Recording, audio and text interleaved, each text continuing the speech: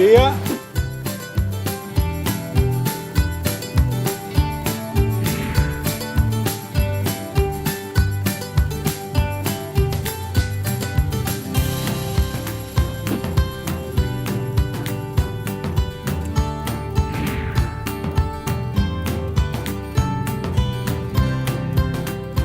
Ah, o envelope.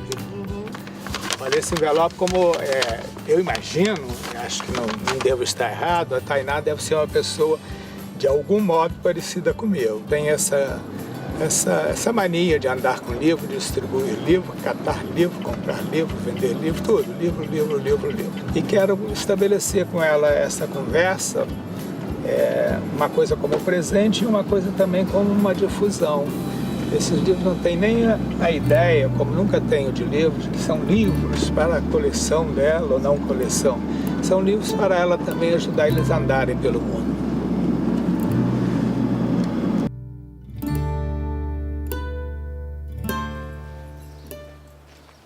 Não, essa é a rua da Tainá. Vamos lá.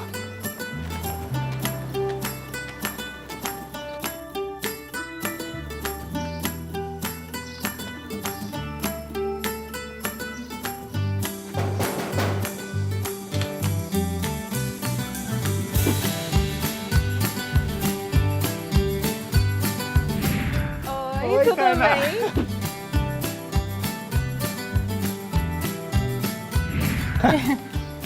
Tudo bom? Tudo bem. Vamos lá dentro um Vamos, pouquinho? vamos, lógico.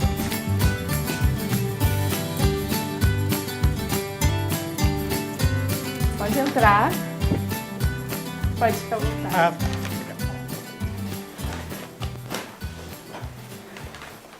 e aí, Tainá, que bom te conhecer, né? Não, Que igualmente. curiosidade, digamos assim, mais até do que conhecer. Porque eu acho que nós temos uma batalha, pelo menos eu pressinto isso, com uma arma comum que é a literatura, né? Sim. Eu vi um pouco que me falaram de você. Como é que é essa história do teu coletivo, o trabalho com as meninas, uma coisa do gênero? Então, a gente tem um coletivo que são mulheres de diferentes áreas de formação, assim. Sei. Eu tô em formação, né, de certa forma, porque eu comecei a faculdade já tem muito tempo. Só que eu não me formo, eu não consigo me formar, já mudei de universidade e tudo, mas não é algo que eu tenha abandonado, sabe? Eu volto, como é faculdade particular, tem aquelas coisas do nem sempre tenho grana para continuar o semestre, sabe? Mas é uma paixão que eu tenho, porque eu lembro de desde pequena eu falando que eu queria ser professora, por exemplo. Então, tem que fazer faculdade de letras. Não tenho muitas outras opções. E aí essa formação, né, de letras, de faculdade e tal, me trouxe para esse coletivo porque eu entrei com a possibilidade de escrever para o blog. E aí já era uma coisa que eu gostava, eu já tinha vários blogs e nananã. Deu uma objetivada na tua vocação. Eu falei, então, peraí, eu faço letras, eu gosto de escrever, gosto de ler, vou mandar um texto, vou tentar entrar. E entrei.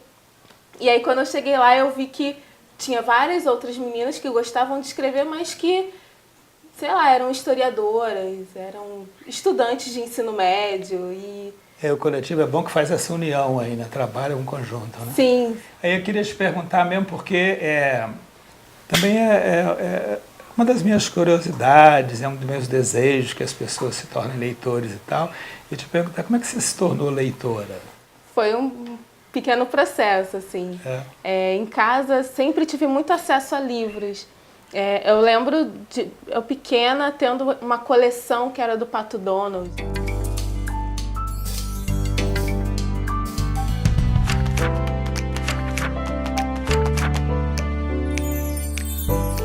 Que ele e os sobrinhos ensinavam a fazer coisinhas, eram escoteiros e tarará.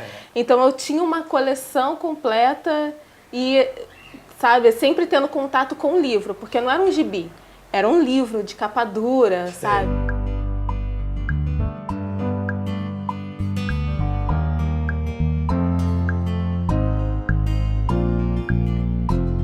meus pais sempre me dando acesso à leitura na escola e tal. Eu achava que gostava de ler, mas ao mesmo tempo achava que eu não gostava. Era porque eu lia porque eu era obrigada, mas não porque eu ia num lugar, comprava um livro para mim. Eu só fui descobrir o que é literatura, o que é leitura, o meu papel de leitora na faculdade. E daí você passou para outra fase, assim, o que te marcou? O último pack de livros que eu peguei assim para ler real foi do J.P. Pereira, não, P.J. Pereira. E ele tem uma trilogia sobre Deuses de Dois Mundos. Quando lançou o terceiro, eu li o primeiro. E aí, 2 dias depois, eu comprei o segundo. E aí, na semana seguinte, lançou o terceiro. E eu fiquei uma semana sem dormir. Porque eu li toda a trilogia em uma semana. E aí, fiquei sofrendo um ano.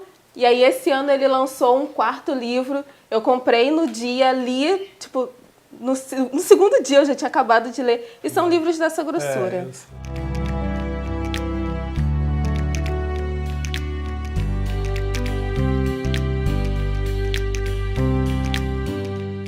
Eu, assim, dessas lembranças de livros cativantes, eu tenho algumas, naturalmente, muitas, mas eu tenho uma que eu sempre conto que eu acho engraçado. Quando bateu na minha mão 100 Anos de Solidão, do Garcia Marques, na época, né, muitos anos atrás, eu trabalhava numa empresa aliás, uma empresa que fazia cemitérios. Eu matei trabalho 2 dias. Deu um recado que estava mal, não sei o quê. Mas, né, o livro hoje em dia acho que recompensou muito. Entendeu?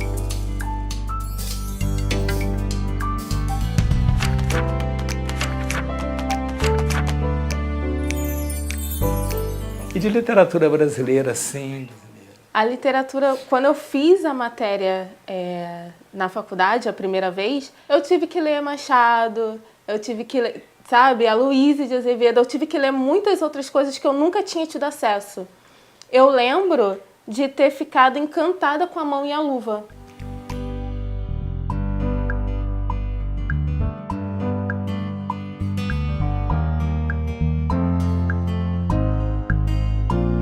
E hoje você está lendo o quê? Então, você falou sobre descobrir, sobre procurar novas leituras, né, novos autores brasileiros. Eu estou muito numa pegada de descobrir mulheres pretas autoras, sabe?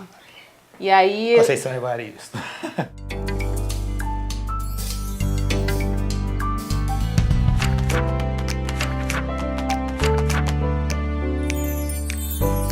Ela é incrível, né? Eu ganhei um livro de uma amiga ano passado, no meu aniversário, e aí é um dos livros que ficam ali, tipo, eu não consigo guardar ele. Eu sempre pego e, vou ler de novo. Eu já li ele 4 vezes. Eu vou ler, ele é fininho. Pega o livro. Deixa eu pegar aqui, peraí. Olha como ele tá. Que é bom. Olhos d'Água mesmo. Acertei em cheio a autora, hein? Sabia nada Sim. disso. E quais outras? Tem muita gente boa atualmente, né? Tem. E em que horas, assim, que a dedicação à literatura, o amor à literatura, te lançou nesse conceito, digamos assim, de uma consciência social, né? Ou uma questão ligada aos preconceitos, ao desenvolvimento, né? Foi sempre assim na sua cabeça? Não, eu não questionava N coisas. Ou seja, quem te primeiro te mostrou assim, que o questionamento está na literatura? Primeiro foi a questão do coletivo, assim. Sim. Eu entrei, beleza, eu quero escrever, vou escrever. Entrei, tô aqui. E agora, eu vou escrever sobre o quê? Entendi. Porque é um coletivo que trata de questões raciais de mulheres, né? São mulheres pretas. E ainda tem mais uma coisa que é o cabelo crespo, né? Que tem um outro peso na vida de uma mulher preta. E aí eu falei, e agora? O que eu vou escrever? E aí eu comecei a ler essas mulheres e a aprender com essas mulheres. Porque essas mulheres escrevem de uma outra forma, né? Toda uma bagagem. Geralmente, quando a gente está em coletivo fazendo eventos e tal, a gente sempre fala do microfone ideológico, né? Que é um microfone que mulheres pretas nem sempre têm acesso.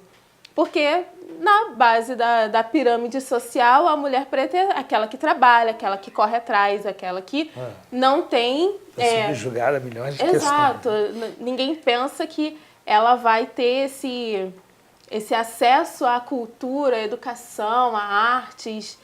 E aí pega toda essa bagagem dessa mulher que ficou aqui, ó, se contendo, se transbordando em si mesma, e aí ela pega e escreve um livro desse. E eu, como mulher negra, não tem como eu não me relacionar com isso que Conceição escreve. Eu não vivi, eu não sou uma mulher da idade dela, mas a possibilidade de eu ser no futuro... Está no seu subconsciente, está no teu mundo. E eu olhar para as mulheres da minha família em volta e conseguir entender vários processos que elas passaram pelo que ela escreve aqui, isso é mágico. E você acha que esse momento, assim, esse teu coletivo, assim, você acha que isso é uma coisa progressiva ou, digamos, otimista para você? Sim. Meninas Black Power, a gente trabalha com o positivo. Assim, sempre que a gente entra nas escolas, a gente não entra na escola falando, olha, a gente sofreu isso. Não. A gente coloca... Nós fazemos isso. Sim, a gente coloca uma foto, não sei, de Thaís Araújo dizendo, olha, ela é maravilhosa. E ponto. Sabe? A gente mostra o aspecto positivo, a felicidade, as conquistas desse povo preto que muita gente não vê e não reconhece. Sabe? Então, a gente entra com a positividade. Os nossos textos no nosso site, às vezes, eles vêm um pouquinho mais pesados, mais densos, porque a escrita é isso, né? A escrita é o que a gente transborda, né? E aí, se eu não estou num dia legal, eu vou usar a escrita para dizer, ó, não estou legal porque, enfim, a vida é pesada, mas eu tenho esperança de que no futuro seja melhor. Mas é mais ou menos isso, a gente usa o site como um deságue e quando a gente entra na escola para falar com criança, a gente não entra com um discurso negativo. Nunca é negativo, é sempre positivo. Eu fiquei muito feliz com a tua explanação, conhecer seu trabalho e ver que tem uma dimensão muito legal, muito séria. Obrigada. Manda brasa. Tá? Deixa eu te falar, eu trouxe uns livros para você, não livros que eu comprei, não os presentes. Como eu tenho grupos de leitura, eu até falei para as pessoas do grupo de leitura, vamos mandar uns livros para ela, vamos ver o que pensamos sobre o que ela deva ler ou não. Como eu estou dizendo, não são livros novos, né? Eu te trouxe um Guimarães Rosa que eu amo enormemente, não sei se você conhece.